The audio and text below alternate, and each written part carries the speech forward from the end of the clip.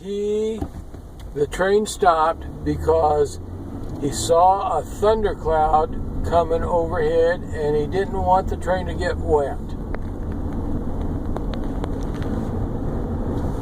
How about there was rain coming through a hole in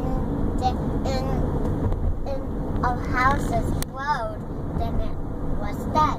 The whole city was dead. I think the train stopped because he saw a big elephant coming on the track. I think there was a trail leading to a sign and another trail leading to a tree, and it passed by, and there was another trail, and passed by, and there was another trail, then a waterfall, and he went away from the waterfall, and there's the chicken walking, and it got caught the train. I think the train... And then glowed on pieces. I think the train stopped because the engineer was getting hungry and he saw a pizza restaurant and he stopped and got a pizza.